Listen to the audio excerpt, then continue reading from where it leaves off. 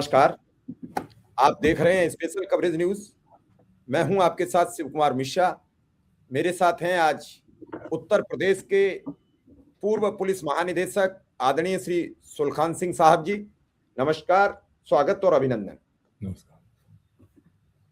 उत्तर प्रदेश में एनकाउंटर की व्यवस्था पर हमेशा सुलखान सिंह सर ने सवाल खड़े किए। कहा ये एक दिन वो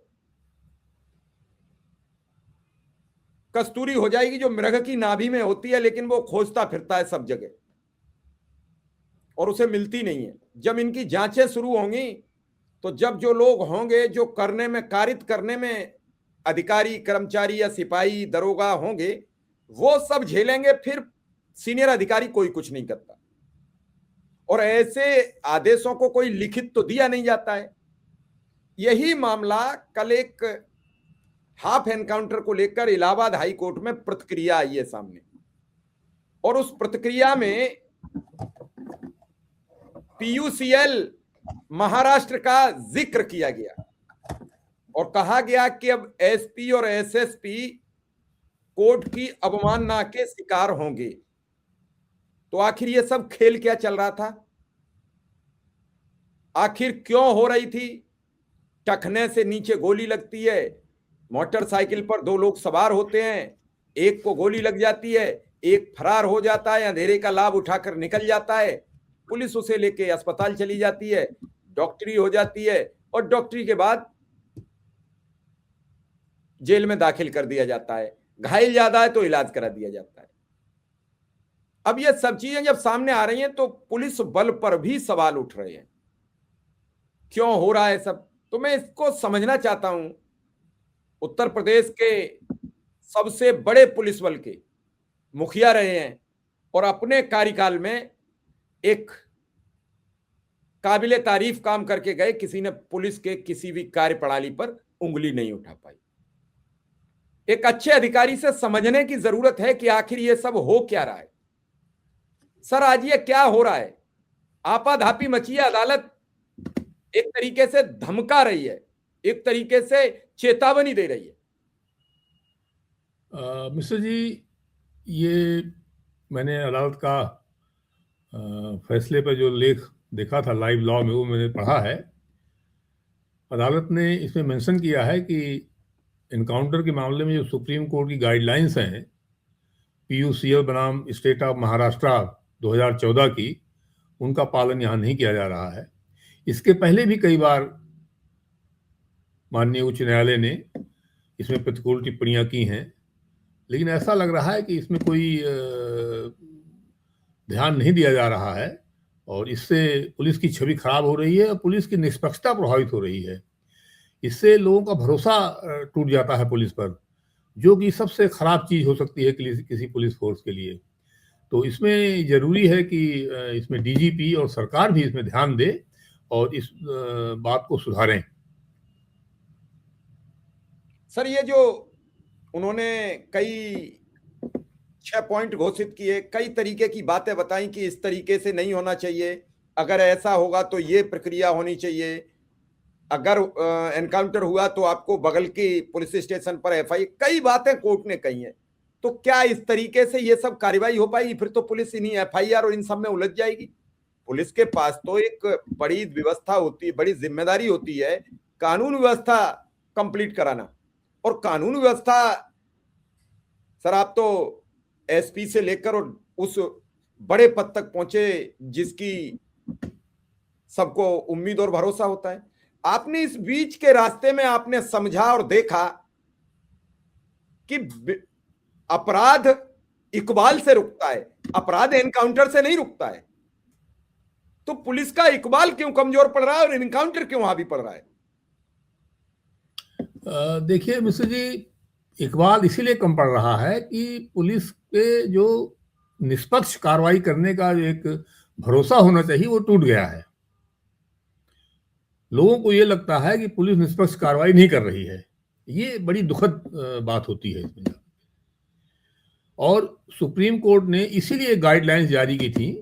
उस गाइडलाइंस में मुख्य चीज यही थी कि एक तो तुरंत इसकी एफआईआर करके और उसकी कॉपी मजिस्ट्रेट को भेजी जाए और इस केस की तफ्तीश या तो सीआईडी करे या किसी दूसरे पुलिस स्टेशन से कराया जाए और उसका सुपरविजन कोई ऐसे रैंक का अधिकारी करे जो टीम के शामिल लोगों से सीनियर हो, यानी कम से कम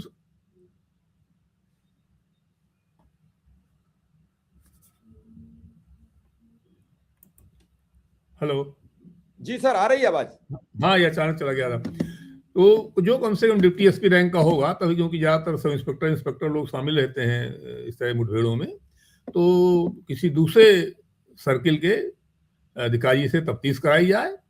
और दूसरी चीज में जो खास चीज है कि जो पोस्टमार्टम हो वो 2 डॉक्टरों की टीम करे और उसकी पूरी वीडियोग्राफी होनी चाहिए, जिससे कि उसमें चोटें और कैसे कैसे डिसेक्शन हुआ बॉडी का और कैसे क्या पार्ट्स कैसे दिख रहे हैं, ये कलर पूरा वीडियो होगा, तो उससे पता लगता है कि ये सही तरीके से पोस्टमार्टम एग्जामिनेशन हुआ है या नहीं हुआ है। आपको याद हो कुछ दिन पहले एक डॉक्टर ने भी आरोप लगाया था पुलिस पर कि कई कई गोलियां मार के ले आते हैं और कह देते हैं, कह दीजिए कि नॉर्मल चोट है, कोई चोट नहीं है, जबरदस्ती दवा बनाते हैं और बाद में वो डॉक्टर का भी बयान बदल गया। तो ये परिस्थितियां अच्छी नहीं हैं, ये बहुत ही खतरनाक संकेत देती हैं। और इस तरह की जब अव्यवस्था होती है या दुर्व्यवस्था कहिए, तो हमेशा कमजोर और गरीब आदमी सफर करता है। सत्ताधारी पार्टी के लोग इसका नाजायज फायदा उठाते हैं और विपक्षी लोग और कमजोर लोग जो है सफर करते हैं। ये हमेशा होता है ऐसा, ये कुदरती नियम है। तो इसलिए पुलिस को इन सब चीजों से बचना चाहिए और तफ्तीश की जो सिस्टम है उसको करना चाहिए। एक और माननीय उच्चतम न्यायालय ने आदेश दिया था कि अगर विक्टिम का परिवार कोई शक शुबा लगे उसे या उसे लगे न्याय नहीं हो रहा है, तो वो सेशंस जज को यानी जिला जज को दरखास्त दे सकता है और तब फिर जिला जज उसको अपने स्तर से उसको दिखवाएंगे कि तफ्तीश ठीक हुई है कि नहीं हुई है, जांच ठीक हो रही है कि नहीं हो रही है। तो ये भी किया जाना चाहिए और ये इन गाइडलाइंस का प्रचार, बल्कि सरकार को तो इन गाइडलाइंस को अखबार में छपवा करके सभी पब्लिक तक इसकी जानकारी होनी चाहिए, ताकि कोई अगर मृतक है या घायल है फर्जी एनकाउंटर में या जैसे भी एनकाउंटर में, तो वो अपनी शिकायत कर सके। तो जब कोई शिकायत करने वाला नहीं होगा तो उसमें न्याय कैसे होगा, फिर वो एक पक्षी बात हो जाएगी। तो ये सब पूरा किया जाना चाहिए। और सुप्रीम कोर्ट ने ये भी कहा था कि इस तरह के फर्जी एनकाउंटरों में उल्टा सीधा पुलिस वाले ब्रीफिंग करते हैं, जिससे कि बड़ी गलतफहमी पैदा होती है मीडिया के जरिए। तो सरकार को एक मीडिया गाइडलाइंस जारी करनी चाहिए ताकि सभी पुलिस अधिकारी प्रेस को ब्रीफिंग करने में उन्हीं गाइडलाइंस का पालन करें। तो ये ऐसा कुछ दिखाई नहीं पड़ा, कोई ऐसी गाइडलाइंस जारी हो गई हैं। तो देखिए इसमें क्या करते हैं, लेकिन ऐसा जल्दी किया जाना चाहिए, स्थितियां अच्छी नहीं हैं। सर, अदालत ने कहा है कि एसपी और एसएसपी जिम्मेदार होंगे, तो क्या कोर्ट स्वतः संज्ञान लेकर कुछ अधिकारियों को अवमानना का दोषी मान सकता है, जैसे कहा है? कोर्ट को संज्ञान लेना चाहिए। कोर्ट इंपॉर्टेंट मामलों में पहले भी संज्ञान लेते रहे हैं, उच्च न्यायालय लेता रहा संज्ञान, इसमें भी लेना चाहिए। ये बहुत ही करंट और बहुत ही बर्निंग टॉपिक है ये, और ये बड़ी चिंता का विषय है। सभी जो आज़ादी पसंद और संविधान में विश्वास रखने वाले, संवैधानिक मर्यादा मानने वाले जो लोग हैं, वो इन बातों से चिंतित हैं। तो इसलिए कोर्ट को संज्ञान लेना चाहिए, हर मामले में संज्ञान कोर्ट को लेना चाहिए। और इसमें ये कोई कहना कि आप पुलिस का मनोबल गिरेगा इसके, तो गलत काम अगर करके मनोबल बढ़ाना है तो ऐसे लोगों का मनोबल नहीं बढ़ाया जाना चाहिए। और गलत काम करने वालों को सजा मिलने से ही मनोबल ठीक रहेगा पुलिस का, उससे अच्छे पुलिस वालों का मनोबल बढ़ेगा। और जो धंधा बना लेते हैं पुलिस वाले गलत कामों का, एनकाउंटर में पैसे लेने लगते हैं, हाफ एनकाउंटर में पैसा लेने लगते हैं, गोली मारने का पैसा लेते हैं, गोली न मारने का पैसा लेने लगते हैं, ये सब बंद होगा, इस पे रोक लगेगी। तो इसलिए ये कुछ कहना उचित नहीं है कि मनोबल गिरेगा इसका। मनोबल, गलत चीजों से मनोबल नहीं बढ़ाया जाना चाहिए गलत लोगों का। और पुलिस एक आर्म्ड संगठन है और पुलिस को बहुत सही कानूनी पावर्स प्राप्त हैं। तो इसलिए पुलिस को, और जैसे अंग्रेजों में कहावत है, seizures wife should be above suspicion. तो ये पुलिस जो है सशक्तिशाली संगठन है, तो इसलिए इसको और ज्यादा संदेह से परे होना चाहिए। और यही पुलिस का काम है, इसी की तनख्वाह मिलती है। ये कहना कि पुलिस इसी काम में उलझी रहेगी, यही काम है पुलिस का, निष्पक्ष एनकाउंटर करना और फिर उसकी निष्पक्ष जांच करवाना, ये पुलिस का काम है। जांच भी पुलिस का काम है, क्योंकि चांस से तफ्तीश चाहे पुलिस के खिलाफ हो चाहे किसी खिलाफ हो, ये तफ्तीश करने का अधिकार केवल पुलिस को है, ये अधिकार जुडिशरी को भी नहीं है। तो इसलिए जब इतना अधिकार संविधान ने, कानून ने दिया है, इतना भरोसा पुलिस पे किया है, तो पुलिस को उस भरोसे के काबिल साबित करना पड़ेगा अपने आप को। और सौभाग्य है कि इसके लिए इतना पैसा मिलता है पुलिस को, तनख्वाह मिलती है, सुविधाएं मिलती हैं, ये कोई मुफ्त में थोड़ी कर रहे हैं, इसलिए ये करना चाहिए, करना ही चाहिए इसको भी। सर उसमें यह भी कहा गया है कि लोग out of turn promotion, gallantry award, पुरस्कारों के चलते ये सब काम करते हैं। ऐसे लोगों को पुरस्कार नहीं मिलना चाहिए, ऐसे लोगों को प्रमोशन नहीं मिलना चाहिए जब तक जांच पूरी ना हो जाए। देखिए, आउट ऑफ टर्न प्रमोशन तो कई साल पहले, बल्कि मुझे जहां तक याद पड़ रहा है, ये 13-14 के आसपास जो है out of turn promotion encounter के मामलों में रोक दिए, आउट ऑफ टर्न प्रमोशन ही बंद कर दिए गए हैं।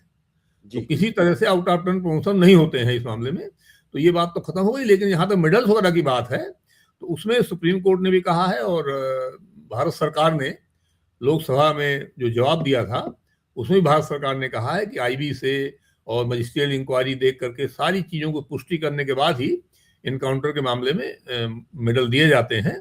तो मुझे यकीन करने का कारण है मेरे पास कि सरकार ने सही जवाब दिया है लोकसभा में, और पूरी छानबीन के बाद मेडल दिए जाते हैं। लेकिन अब वो छानबीन ज्यादातर चूंकि राज्य में ही होती है, तो अगर इस तरह के फर्जी एनकाउंटरों को राज्य सरकार का संरक्षण मिल जाएगा तो फिर उसमें न्याय नहीं हो सकता है, और फिर वो पार्टी के हिसाब से हो जाती हैं चीजें। पार्टी खिलाफ है तो उसका एनकाउंटर हो जाएगा, पार्टी वाले पक्ष में है तो उसका नहीं होता फिर जो है। तो इसलिए सरकार को तो अपने आप को बिल्कुल बेदाग रखना ही चाहिए, और सरकार को किसी तरह से भी फर्जी एनकाउंटर या हाफ एनकाउंटरों का समर्थन न करना चाहिए और न करते हुए दिखाई पड़ना चाहिए। ये जनता में विश्वास बनाए रखना बहुत जरूरी है। जनता जो वाहवाही करती है वो ये भी कहती है कि गलत काम कर रहे हैं लोग जो है, वो पुलिस वालों को वाहवाही करते हैं, बाद में ये कहते हैं कि ये सब कसाई हैं, बड़े पापी, भरोसे काबिल नहीं है। और इसीलिए जरा सा संदेह होने पर, जरा मौका मिल जाता है तो खुद लोग गवाही देते हैं पुलिस के खिलाफ, झूठी गवाही भी देते हैं। मैं जानता हूं कई मामलों में जहां पुलिस सीबीआई वगैरह ने गलत गवाह खड़े कर दिए और उन्होंने फर्जी गवाही दी और सजा हो गई पुलिस वालों को। भरोसे की क्राइसिस बहुत जरूरी है, भरोसा ठीक होना बहुत जरूरी है, नहीं लोग गलत गवाही देने लगते हैं। जिन्होंने नहीं भी देखो कहते हैं ये तो सब गलत काम करते ही हैं, अच्छा सजा हो जाए इन लोगों को।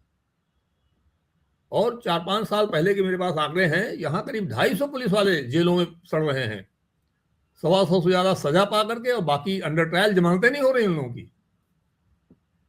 कोर्ट के दिमाग में पुलिस की इमेज बहुत खराब है, इसलिए सजाएं बहुत तेजी से हो रही हैं। और इधर कई हाफ एनकाउंटर में, जैसे गाजियाबाद का एनकाउंटर बड़ा मशहूर है, बड़ा नोटोरियस, नोएडा का, दिल्ली से पकड़ के लाए, एनकाउंटर कर दिया, वो बाद में सब सीसीटीवी फुटेज सब मिल गया दिल्ली का, उसमें एफआईआर हो गई। अब देर है, टाइम की बात है, सजा जरूर हो जाएगी उसमें जो है। ऐसे कानपुर में एक केस आया कि वो पुराने किसी केस का तमंचा लगा दिया, और वो सीजेएम ने जब रिमांड वगैरह कर रहे थे, उन्होंने देख लिया उस तमंचे में पुराने केस का नंबर पड़ा हुआ है, इंडेलिबल इंक से लिख दिया जाता है केस नंबर फला फला, वो पुराने केस का नंबर उसमें तमंचे में पड़ा हुआ था जो नए केस में लगा हुआ हाफ एनकाउंटर में। अब ये 307 का और आर्म्स एक्ट का केस बन गया, 4-6 साल 10 साल सजा जिस दिन हो जाएगी कोई पूछेगा नहीं इनको, जो है कोई बचाने नहीं आएगा। जो वाहवाही कर रहे थे वो मजा लेंगे सब बैठ करके। मुझे बड़ी तकलीफ होती है पुलिस वालों की ये दुर्गत देख करके, इसलिए मैं कहता हूं मैं कोई चीज ऐसे नहीं बोलता। मुझे जब ज्यादा कष्ट होता है किसी बात को लेके तभी मैं बोलता हूँ पब्लिक प्लेटफॉर्म पर इस तरह की चीजें। और मैं पुलिस में इतना दिन यहाँ रहा हूँ, मुझे पुलिस की दुर्दशा देख करके बहुत कष्ट होता है।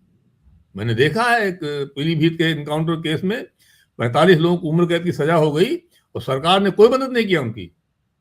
अपराधियों की सजा सरकार माफ कर दे रही है, यही सरकार। इसने पुलिस वालों की सजा नहीं माफ किया जिन्होंने कुख्यात आतंकवादियों को मारा था। तो बहुत अच्छी स्थिति नहीं है, और इसमें जो है ईमानदार और सही पुलिस वाले जो है सफोकेट हो रहे हैं ऐसी चीजों को। अपराधी किस्म के लोग जो है वो आगे आ जाते हैं, वाहवाही लेते हैं। तो इसलिए इसका कोई और उपाय नहीं है सिवाय कि आप यू टर्न लीजिए रिवर्स गियर लगाइए और रूल ऑफ लॉ पे आइए, और कोई तरीका नहीं इसका। जो सर आप भी रहे उस जिम्मेदार की कुर्सी पर और सरकार बदली थी, तत्काल आपको जिम्मेदारी मिली। उस समय तो इतनी होड़ नहीं मची थी, प्रदेश में एनकाउंटर नहीं पता लगे, लेकिन आप गए उसके बाद फिर 6-7-8 महीने बाद एक दौर चला जो लगातार बढ़ता चला गया। उसके बाद आपने देखा कानपुर में सजा हो गई, लगातार सजाएं हुई, लेकिन जब सजा होती है तो उस पुलिसकर्मी के साथ कोई खड़ा नहीं होता है, फिर वो अकेला रह जाता है, उसे जेल जाना पड़ता है, उसे अपनी जमानत की व्यवस्था करनी पड़ेगी, अदालत जाना पड़ेगा। अभी यहां गाजियाबाद में ही, और इतने सब के बावजूद दो चीजें और सर सामने आ रही हैं। भ्रष्टाचार में पुलिस लगातार फंस रही है और रोज पकड़ी जाती है, फिर भी भ्रष्टाचार नहीं रुक रहा है, जबकि पता है कि नौकरी दांव पर लग रही है। तो इन दोनों चीजों से कैसे बचे पुलिस? ये देखिए मिश्र जी, जब आप एडवेंचर गलत काम करने लगते हैं तो फिर आप एडवेंचरिज्म करते हैं, फिर आप कैलकुलेटेड रिस्क लेते हैं। जब आप किसी के कहने पर, सरकार के कहने पर या रूलिंग पार्टी के कहने पर फर्जी एनकाउंटर करेंगे तो अपनी जान बचाने के लिए आप बेईमानी भी करेंगे, पैसा कमाएंगे, क्योंकि जब जरूरत फंसेगी तो केवल पैसा काम आएगा और कुछ काम नहीं आता है। और दूसरा, जो भ्रष्ट टाइप के पुलिस अधिकारी हैं वो एक आध एनकाउंटर करके वाहवाही लेते हैं और बाकी में रिश्वत पैसा कमाते हैं। ये बहुत खराब खतरनाक चीज हो गई है। जो है कई अधिकारी ऐसे, कई एसपी ऐसे थे जो बाकायदे रेट तय कर दिया था उन्होंने एनकाउंटरों का। जो है तो ये परिस्थितियां इसलिए पैदा होती हैं कि वो लोग सब करते हैं। अच्छा, वो जानते हैं कि कभी कभार फंसेंगे, वो भी नीचे के अधिकारी फंसेंगे। अभी देखिए किसी अधिकारी इतने इतने करोड़ों रुपए कमा रखे हैं अधिकारियों ने, लेकिन किसी की जांच थोड़ी हो रही संपत्ति की। जांच हो जाए तो सब पकड़ में आ जाएंगे। सरकार भ्रष्ट लोगों को संरक्षण देती है। आपको याद हो पावर कॉर्पोरेशन का जीपीएफ घोटाला हुआ था, प्रोविडेंट फंड घोटाला। उसमें सरकार ने सीबीआई को जांच करने की अनुमति नहीं दी और ईओडब्ल्यू ने वो जो रिजाइन कर चुका था, जो वहां का एमडी रिजाइन किया, एमडी उसको फंसा के ईटीसी कर ली। कोर्ट ने उसके बेल के ऑर्डर में लिखा कि इसमें तो कोई सबूत ही नहीं है, मामला खत्म, टाइम ऑफिस हो गया। कहाँ है भ्रष्टाचार कोई मामला? तो छोटे मोटे अधिकारी, लेखपाल, कानून गो, पटवारी, ये पकड़े जा रहे हैं, दिखाने की बात होती है। ये का मतलब थोड़ी होता है। जब सीनियर लोग पकड़े जाएं, प्रिंसिपल सेक्रेटरी पकड़े जाएं, डीजी एडीजी पकड़े जाएं, उनकी रिश्वतखोरी की, उनकी प्रॉपर्टी पकड़ी जाए। तकनीकी तौर पर पकड़ना ठीक नहीं है कोई, उनके घर से प्रॉपर्टी देखी जाए, उनकी जमीनें देखी जाए, मकान देखे जाए, शॉपिंग मॉल्स देखे जाए उनके। ये सब चीजें होती हैं। तो ये जब सरकार चाहे कि ऐसा नहीं होना है, भ्रष्टाचार पर रोक लगानी है, तब ये होगा। सरकार के बिना आदेश के विजिलेंस या पुलिस किसी के सीनियर लोगों के खिलाफ थोड़ी जांच शुरू कर देगी। पुलिस को अधिकार प्राप्त है जांच करने का किसी के खिलाफ भी, लेकिन वो करेंगे नहीं। तो मैंने एक जांच शुरू कराई थी जब मैं डीजीपी था कि कितने अधिकारी हैं जो कई कई फ्लैट ले रखे हैं जिन्होंने यहाँ। तो मेरे रिटायर होते ही वो दबदबा दिया गया पूरा मामला, जो कि कागजी जांच है वो, तो उसमें एविडेंस की कोई जरूरत नहीं था। एक एक अधिकारी ने 4-5-5, 6-6 फ्लैट ले रखे हैं यहाँ पर, नोएडा में, सभी जगहों पर, और उसके बाद उनको बेचते हैं वो लोग। वो जांच नहीं होने पाई। तो इसलिए भ्रष्टाचार का कोई हो नहीं रहा है और सब लोग उसको कर रहे हैं। जो फंस जा रहा है मुफ्ता में वो फंस जा रहा है, और बाकी तो सब कर ही रहे हैं। ओपनली लोगों की प्रॉपर्टी देखी जाए, इसमें कितनी प्रॉपर्टी बना लिया, ये देखा जाना चाहिए। नहीं सर, आज तो आपने बहुत कुछ बातें बताई हैं जो जनहित में हैं। ये बातें वो नहीं है, ये जनहित की बातें हैं कि किसी भी आदमी की जानकारी होनी चाहिए। लेकिन सर एक और चीज आ रही है कि आप बुंदेलखंड की लड़ाई लड़ रहे हैं, पानी की लड़ाई लड़ रहे हैं, सूखे की लड़ाई लड़ रहे हैं, उस इलाके की लड़ाई लड़ रहे हैं जहां घास की चटनी से लोग रोटी खा रहे हैं, पानी नहीं मिल रहा है, रोजगार नहीं है, त्राही त्राही मची है, पलायन होता है, भट्टों पर चले गए हैं, आएंगे अब 4-6 महीने बाद। और उस इलाके में मंत्री और विधायक भिड़ रहे हैं, सड़कें खुदी पड़ी हैं, 100 प्रधान हैं, और आपने कल देखा पूरा सोशल मीडिया भरा पड़ा है। और उसके बाद कोई ये कहने वाला नहीं है कि ये जल जीवन मिशन जो चला था, कई टंकी भरभरा कर गिर गई उत्तर प्रदेश में। ये सब हो क्या रहा है? ये इसलिए मुझे याद आ गई, आपने भ्रष्टाचार की चर्चा की। जब भ्रष्टाचार बृहद स्तर पर हो रहा हो, जब हमें यह मालूम पड़ जाए कि घर का मालिक ही गड़बड़ी कर रहा है या घर के मुखिया के यहां से कुछ गड़बड़ी हो रही है, तो छोटे लोग तो जी चाहे वो करेंगे, खुली छूट है। मिश्र जी, ये जल जीवन मिशन जो हर घर जल या जो भी ये योजना है, ये बेसिकली इल कंसीव्ड और गैर जरूरी योजना है। ये इस योजना की कोई आवश्यकता नहीं थी बिल्कुल भी। ये समस्या नहीं है बुंदेलखंड में या ज्यादातर उत्तर प्रदेश में कि लोगों को पीने का पानी नल से नहीं मिल रहा है। हैंडपंप से ले आएंगे, कुएं से ले आएंगे, कहीं से लेके काम चला लेंगे। समस्या उनकी यह है कि उनकी आमदनी नहीं है, उनके यहाँ किसी को जॉब नहीं मिला हुआ है, उनके पास जो 10-5 बीघा जमीन है उसमें सिंचाई की कोई व्यवस्था नहीं है। उनकी समस्या यह है कि उनके बच्चों को पढ़ने के लिए सरकारी स्कूल बंद हो रहे हैं, ये टीचर नहीं, जो खुले हैं उनमें टीचर नहीं है, बाकी बंद हो रहे हैं। उनकी समस्या यह है कि उनका अस्पताल नहीं चल रहा है, उनको छोटा छोटा इलाज कराने के लिए केजीएमयू और पीजीआई में आना पड़ रहा है यहाँ पे। तो जहां 1000-2000 में इलाज बांदा में हो जाता, वहां पे वही इलाज में 10,000 खर्चा हो जाते हैं यहाँ पे आने में। ये समस्या है बुंदेलखंड की या ज्यादातर यूपी की। पानी की समस्या नहीं है उनकी। उनकी समस्या ये नहीं है कि वहां एक्सप्रेसवे नहीं है, उनकी समस्या ये है कि उनको उनका क्रय केंद्र नहीं खुल रहा है उनके यहाँ। मसूर उत्पादक क्षेत्र हमारे यहाँ, धान उत्पादक क्षेत्र है, वहां क्रय केंद्र नहीं खोले जा रहे हैं। पूरे तहसील में एक क्रय केंद्र खोल दिया है। एक आदमी ट्रॉली में मसूर लेके पहुंचता है, अपना जींस लेके पहुंचता है, 4 दिन ट्रॉली लेके खड़ा रहता है वहां पे आदमी। ट्रॉली का किराया इतना हो जाता है कि वहीं दलाल को बेच चलाता है। ये समस्याएं हैं वहां की। तो मैंने छोटा स्टेट की बात इसलिए शुरू की थी कि प्राथमिकताएं गलत हो रही हैं, नीतियां गलत बन रही हैं, वहां की जरूरत के हिसाब नीतियां नहीं बन रही हैं। जब सबको काम मिल जाएगा, जब सबके पास जॉब होगा, अच्छी आमदनी हो जाएगी, तब पीने का पानी नल से भी आ जाएगा। अभी लोग खाली बैठे हुए हैं, वो हैंडपंप से भर लेंगे, क्या दिक्कत है उसको? हमारे यहाँ हैंडपंप से पानी भरा जाता था अभी तक, अभी हमारे यहाँ नहीं नल पहुंचा है। ये तो अच्छा है, उसमें कोई दिक्कत थोड़ी है। तो वही बता रहे हैं कि प्राथमिकताएं गलत की जा रही हैं, और भ्रष्टाचार तो ऐसे में हो ही जाता है। फिर जो है इतनी बड़ी योजनाएं भ्रष्टाचार की भेंट चढ़ती हैं, उसको रूलिंग पार्टी के लोग जो है उससे फायदा उठाते हैं। इन्हीं के लोगों को ठेका पट्टा मिलता है, वो ठीक से काम नहीं करते हैं। किसकी हिम्मत है उनसे काम करा ले? हमारे यहाँ एक इंजीनियर को पकड़ के, एक विधायक, लेडी विधायक का पति, उनको पकड़ के थाने पीटा और लेके थाने ले गया, और थाने वालों ने समझौता करा दिया उसको जाकर। तो किसी की हिम्मत है जो इनके ठेकेदारों से, पट्टे से कोई कुछ बोल ले, कुछ कर ले?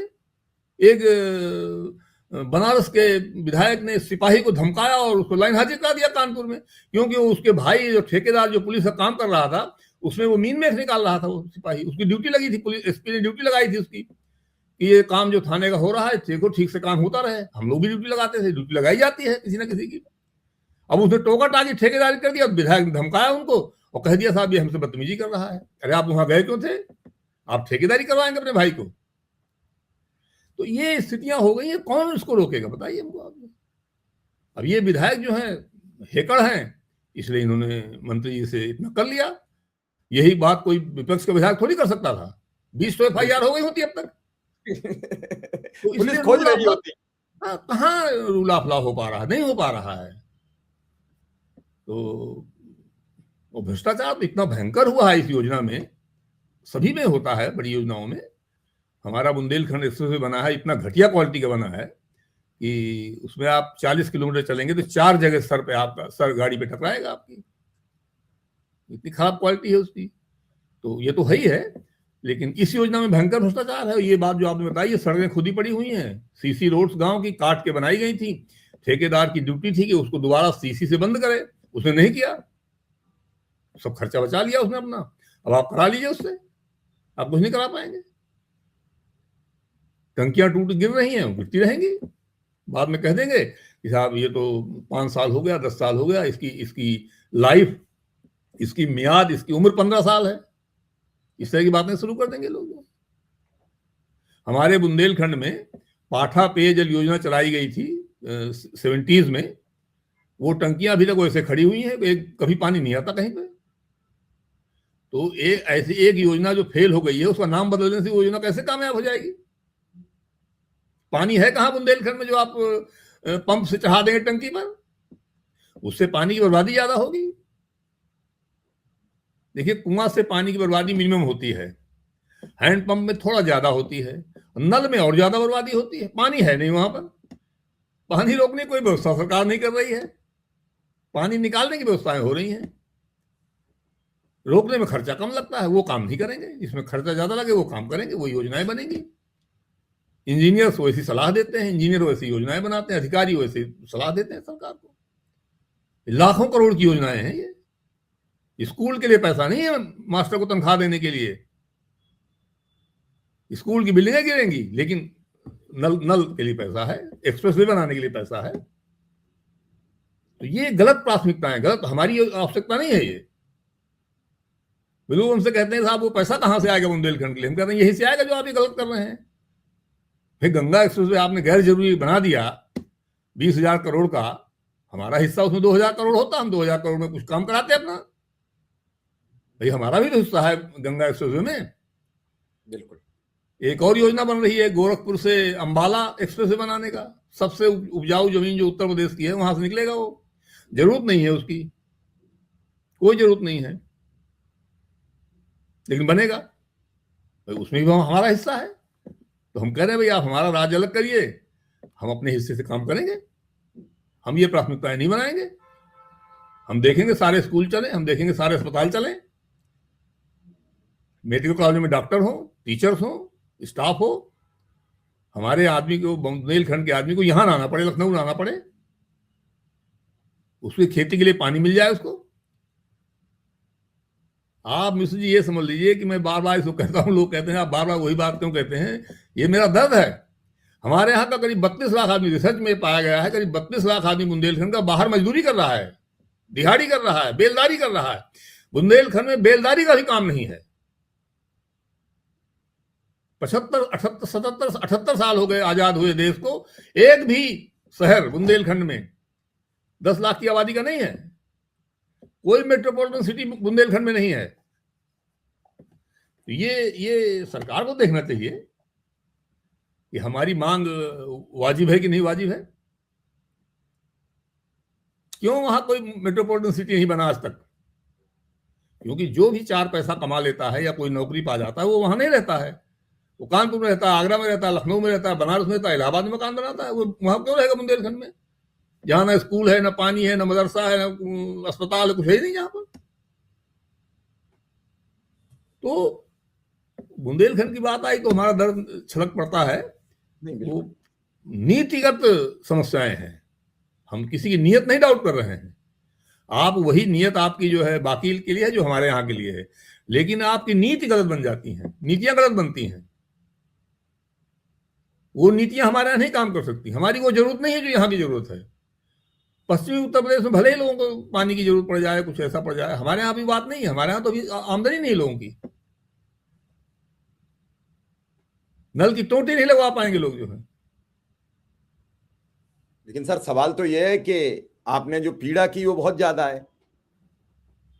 मध्य में बन गए मुख्यमंत्री, इटावा से अखिलेश यादव जी बन गए, उससे पहले मुलायम सिंह जी रह लिए, लखनऊ से रामप्रकाश गुप्ता जी रह लिए, पूर्वांचल से राजनाथ जी रह लिए, अब गोरखपुर से योगी आदित्यनाथ जी है। तो अब गोरखपुर का और पूर्वांचल का विकास हो रहा है। उससे पहले मध्य उत्तर प्रदेश का हो गया। फिर बुंदेलखंड से तो कोई मुख्यमंत्री बनेगा ही नहीं, तो बनेगा नहीं तो फिर विकास कैसे होगा? जब राज्यवार उसी हिसाब से विकास की एक योजनाओं की परंपरा बांधी, अधिकारी चापलूसी पे लग जाते हैं कि मुख्यमंत्री का जिला सैचुरेट हो जाए। जैसे पहले कहा जाता था कि इटावा में, रामपुर में 4-5 जिले थे कि बिजली नहीं जाती थी, अब पता लगा गोरखपुर में नहीं जाती है, और 2-4-5 जिले होंगे, प्रदेश अध्यक्ष का होगा, ऊर्जा मंत्री का जिला होगा। लेकिन क्या इससे प्रदेश में विकास की गंगा बहती है? अभी आपने बात की, जल तो तब जरूरत है, हर घर नल तो तब जाए जब उसके घर भोजन बनने की तो व्यवस्था होनी चाहिए। भोजन की व्यवस्था नहीं है और उसके घर पानी दे दो तो करेगा क्या पानी से? वो घास की चटनी से रोटी खाता है, क्या उसकी घास की चटनी रोकने की कोई व्यवस्था है? 80 करोड़ लोगों को प्रधानमंत्री जी बार बार कहते हैं राशन देते हैं। क्या यह सोचा गया कि बुंदेलखंड में किसे राशन मिलता है, किसे नहीं मिलता है? विधायक जी कल भिड़ रहे थे, 100 प्रधान बताए जाते हैं, 50 गाड़ियों का काफिला था, चीख रहे थे, सब सड़कें तोड़ दी गई। डीएम साहब ने कह दिया कि वो सारी सड़कों के उन्होंने पूरा डेटा प्रस्तुत कर दिया। फिर ये ग्रामीण थे कौन जिनकी सड़कें टूटी हैं? ये डेटा और असलियत में जो खेल चल रहा, जो आपने कहा कि ठेकेदार आया, उसने अपना काम किया और एक उसने सबमिशन लेटर कर दिया कि हम अपना काम की पूरी कार्यदायी संस्था के द्वारा जो कार्य मिला था उसकी प्रगति रिपोर्ट दाखिल करते हैं, हमने पूरा कार्य संपन्न कर दिया। संस्था ने वो कार्य आगे बढ़ाया, उसका बिल वाउचर बना, बिल पेमेंट हो गया, तो संस्था के पास तो कार्य पूरा हो गया। लेकिन सर जब सड़क बनती है उससे पहले ना तो केबल वाले से बात की जाती है कि तुझे केबल डालनी है तो डाल ले, ना पानी वाले से पूछा जाता है कि तुझे पाइप डालना है तो डाल ले, ना सीवर वाले से पूछा जाता है कि इस हाईवे में या कोई रोड बनना है, इस पे कुछ करना है। और जब बन जाता है तो सभी संस्थाएं आती हैं, वो केबल वाला कहता है मेरा पोल खत्म हो गया, तार कट गया है, हमें तार डालना है, और उसके बाद जो बना बनाया हाईवे है या रोड है उसमें कटिंग हो जाती है। कटिंग होने के बाद वो बन भी जाए तो थिंगरे हो जाते हैं, वो उखड़ना शुरू हो जाते हैं। तो क्यों नहीं बनने से पहले क्यों सरकार नहीं जगती कि हम इस रोड को बनाने जा रहे हैं, यहाँ जो भी कमियां हैं, चाहे बिजली विभाग के तार हैं, आजकल 4G 5G के तार हैं, तो इन सबको पहले क्यों नहीं नोटिस मिलता विभाग को? सरकार के अंडर है सब विभाग। सरकार ने एस्टिमेट करने के ऐसे नियम गलत बना रखे हैं कि ये नहीं इंतजाम किया जा सकता है। ये एलडीए कर पाता है केवल शहर में, जहां वो पाइप के कंडक्ट डाल देते हैं पहले से, लोग उसको यूज करें।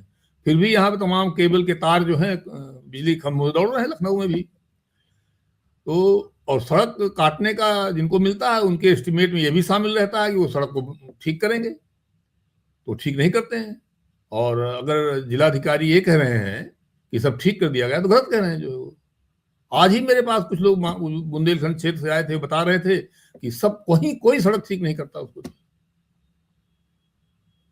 5-6 हजार 8 हजार खर्चा लगेगा एक कट ठीक करने में, तो उतने बचा लेते हैं। 10-20 कट हो गए, 1 लाख बच गया उनका, तो इसलिए वो नहीं करते हैं। और वो सब के सब लोकल विधायकों के संरक्षण में है, इसलिए उनका बिल ना पास हो ये संभव नहीं है। इंजीनियर को पीट देंगे। मैंने बताया ना आपको कि विधायक पति पकड़ के ले गए जूनियर इंजीनियर को पीट करके, और थाने वाले समझौता उल्टा और करा दिया जबरदस्ती। तो ऐसे इंजीनियर को पीटा था, आपको याद हो मायावती जी के टाइम पे अधिशासी अभियंता इंजीनियर को उठा के विधायक जी ले गए थे पीट करके, वो मर गए बाई चांस, तो उसमें बवाल हो गया। शेखर तिवारी विधायक जी थे, आपको याद हो, औरैया में। जी वो उनको हत्या करने का उनका इरादा नहीं था, जैसे आजकल पीट पाट कर रहे हैं, वैसे पीटने पाटने का इरादा था। वो ज्यादा पिट गए तो मर गए इंजीनियर साहब जो है, उसमें बवाल हो गया, उनको सजा हो गई विधायक जी को। तो अगर कहीं बड़ी घटना हो जाए तो फिर समस्या होती है, अदरवाइज तो ये हो ही रहा है खूब। किस इंजीनियर की हिम्मत है जो बिल ना पास करे ऐसे लोगों का? जान तो सबको प्यारी है।